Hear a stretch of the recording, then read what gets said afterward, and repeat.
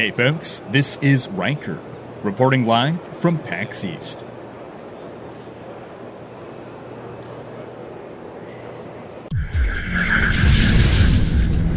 In this week's gaming wrap-up video, we'll discuss the biggest announcement to come out of the PAX East convention, some of the other reveals and releases that devs certainly planned around the PAX East hype, a roundup of action RPG news, and more. As always, discussion timestamps can be found in the video description. But right before you skip ahead, just a quick reminder to ring that sub-notification bell to be alerted of new Saturday episodes. Alright folks, now a quick word from this video's sponsor before we go on, and let me start by saying 65% off. Okay, now rather than tell you about the Cove Commuter, let me show you. The Cove Commuter is a portable wireless Bluetooth speaker that can connect to laptops, tablets, computers, even smartphones, in which case it can double up as a speakerphone for incoming calls. You have the option to turn on a bass boost, and this thing can play music for a solid 8 hours before it needs to be recharged via USB. Oh, and you can keep this thing up to 30 feet away from your device and still be able to broadcast. I think it's great. My friends have come over, they've heard it, they think it's great. When they found out that you can get 65% off by using the coupon code in the video description, they're like, I gotta get one of these for work. Now our first story, just a quick heads up that Warcraft 1 and Warcraft 2 are now available for purchase on GOG.com. It was only a couple weeks ago that Diablo 1 released on GOG with news that Warcraft 1 and 2 would be following. I did not expect them to come so quickly, giggity. But I'm glad that these old classics are back in a way that we can re-experience because, hell, I remember trying to get Warcraft 2 running, I needed a DOS emulator, and the GOG team generally does a great job in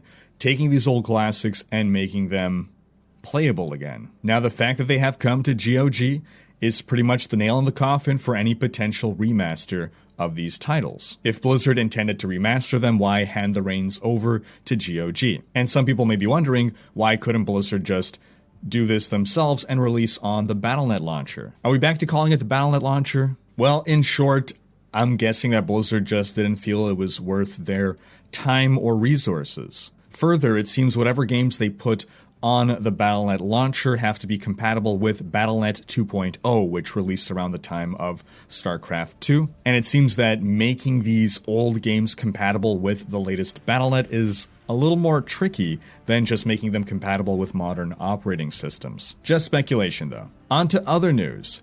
Divinity Original Sin 2, one of the best RPGs to come out in recent years. Well, a new game in the Divinity series has been revealed. Divinity Fallen Heroes. Do check out that trailer if you haven't. We got a pirate ship now. Now, some quotes from the devs from the press release suggest that we might be getting some form of Divinity XCOM style of game, in which case, sign me up.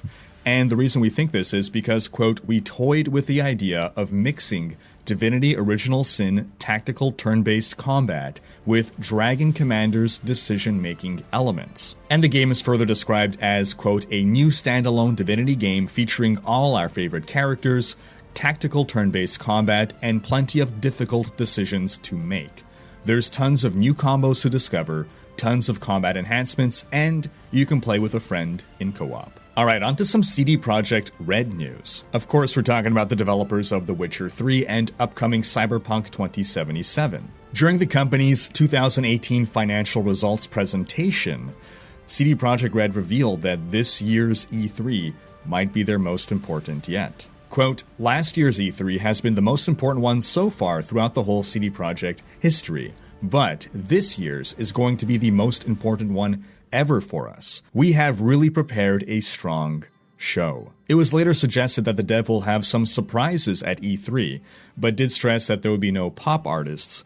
We just recently spoke about Lady Gaga having some affiliation with Cyberpunk, some involvement with the game most likely. If you haven't seen the video on those rumors, do be sure to check that out. So they're doing a good job in at least leveling expectations before people started to even theorize it might mean that Lady Gaga would be performing at E3. And they later went on to say that while it is too early to go into details, quote, we are doing a lot of things we don't communicate, and I'm not saying another Cyberpunk product is or is not being developed. It's just that there are a few things we're not discussing just yet. So, everyone is looking forward to a release date for Cyberpunk. I think that's a guarantee, but it almost feels like they're suggesting that they're going to be revealing something else, not just Cyberpunk 2077. And I'm looking forward to what that may be. Now, in other CD Projekt RED news, these are the folks that own GOG.com. They reported that in 2018, GOG generated only $7.8 thousand in net profit. $7.8 thousand, not $780,000. $7,800 was the net profit. Now, this was grim news for me. I believe in what GOG does. I think they're a great platform. They're DRM free. That's one of their big philosophies. They want to ensure that you own the games that you buy. There's no digital rights management that's going to lock you away from ever being able to play that. And this brings up questions about how do alternatives to Steam even manage to survive if GOG, which is one of Steam's competitors, I wouldn't say it's a very big competitor, but it's one of the bigger names out there, is only generating $7.8 thousand in profit. Is this why we see, for instance, the Epic Games Store creating these exclusivity deals? Is this the only way for a platform to come out and rival Steam? All right, on to the most exciting part of PAX East for a lot of people. Borderlands 3. Now, it all started when we got a teaser video early in the week that basically had everyone confirming that, yes, it's going to be a Borderlands 3 reveal, but the reveal, nonetheless, was still super exciting. There were, however, some technical difficulties during the presentation at PAX. The video was not being broadcast properly, let's just say, but despite all that, still a very exciting reveal. If you have not seen the trailer at full FPS and not at 5 FPS, do check out the trailer. Borderlands is to the looter shooter what Diablo is to the aRPG. And it's basically that. It's Diablo, but as a shooter in a more sci-fi post-apocalyptic theme. Now, we don't have a release date, however, it does say below the video, visit Borderlands.com on April 3rd for more info. And this wasn't the only Borderlands news that we got this week. The original Borderlands is going to have a Game of the Year edition release. Yep, so many years later. And if you already own the game on PC, this will be a free upgrade. So if you buy it now, then you will get a free upgrade to the full released version of the Game of the Year edition, which releases on April 3rd, which will be more expensive. Let me reiterate, if you buy it now for cheaper, then you'll get what the more expensive version that's releasing on April 3rd will be offering. You also don't have to own any of the DLC to get that free upgrade.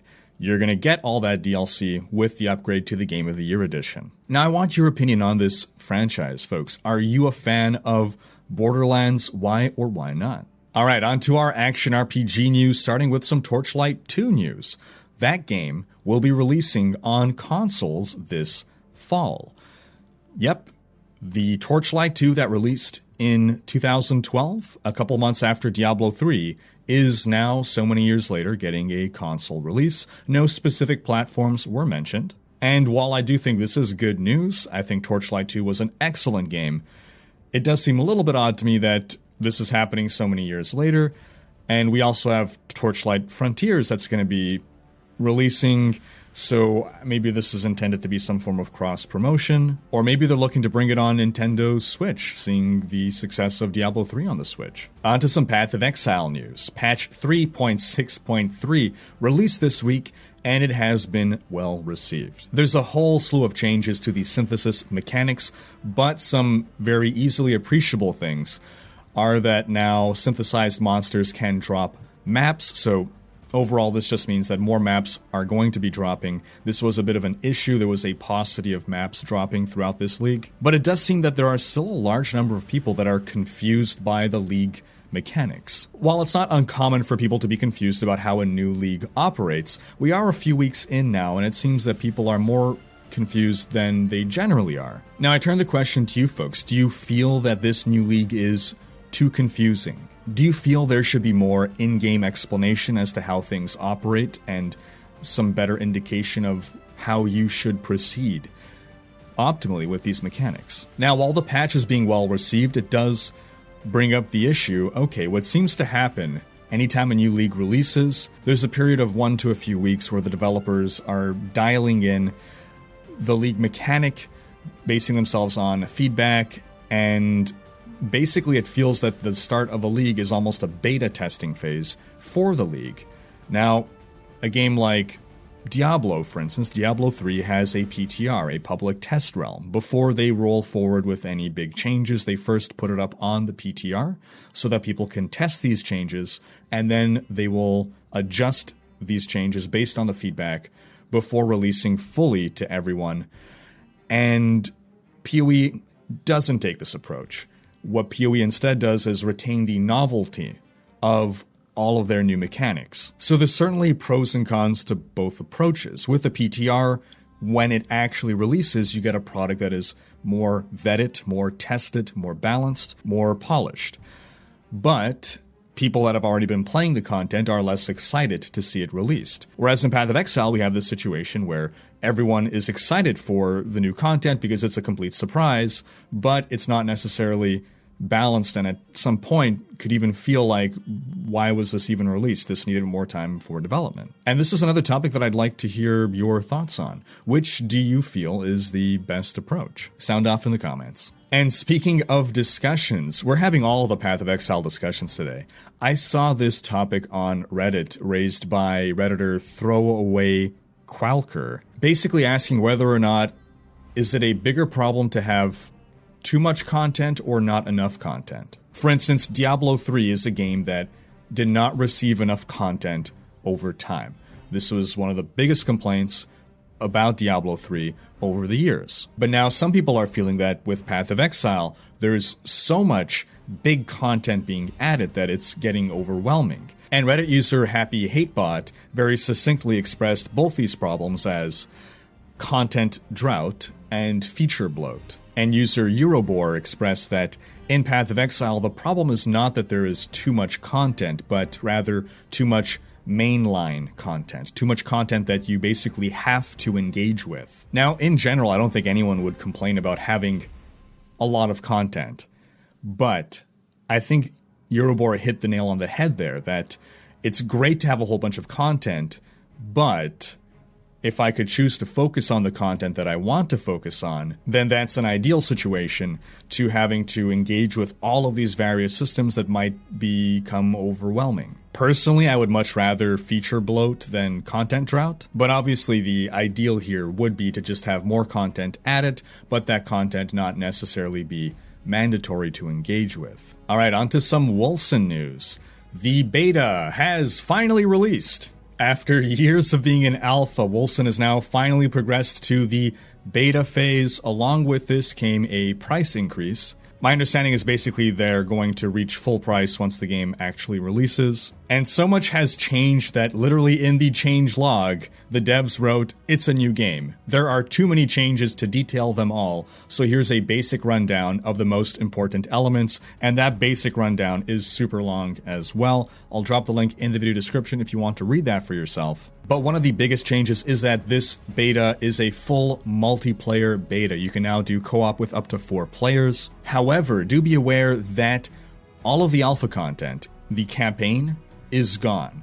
So you can no longer play through any story. What you have now is still a level cap of 20, but you can basically just do random dungeons now. They've also apparently remade all of the visual assets of this game from scratch up to a higher quality standard, and they've done very strong optimizations. So the game now runs much more smoothly. This was an issue for some people, so hopefully that came through. On to some last Epoch news. Alpha patch 0.6.1 has released. It is a wide-ranging patch, offering both new additions such as controller support, a new character selection screen, and a new acolyte model. Once again, far too many changes to outlined, but last Epoch does have a presence, or did have a presence, at PAX East. People who've been trying it out have been having fun, and the devs also told us that the game is getting a graphics update. Onto some Grim Dawn news. The latest expansion, Forgotten Gods, released this week, but not before a surprise patch to the base game, patch 1.1.1.0, which, among other things,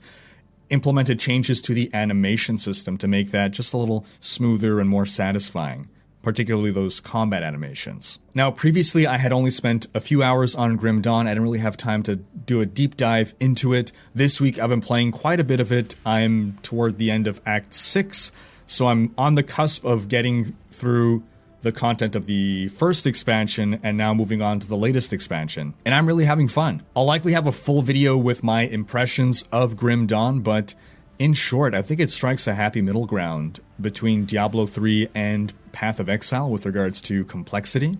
The crafting system could seem a little overwhelming at first, but that's pretty much the only thing about Grim Dawn that might be a little overwhelming to a new player. There's a bunch of other systems that are different from both D3 and Path of Exile, and they're very interesting. They're more familiar to Titan Quest 2, for instance, which, I mean, it's some of the same devs, so it makes sense. And if you are a new player to Grim Dawn, I highly encourage you, or if, even if you're not a new player but are not aware of this resource, grimtools.com, such a fantastic website. It offers a number of resources to help you out. And lastly, onto some Diablo news. Reaper of Souls celebrated its 5th birthday this week. Now, Reaper of Souls is really what saved Diablo 3. There are countless people that played vanilla Diablo 3 at launch, got turned away from the game, and then when Reaper of Souls came out and they tried it again, they came back. I think some of my fondest Diablo 3 memories were those first few months of Reaper of Souls, and it does beg the question, what if that second planned expansion for Diablo 3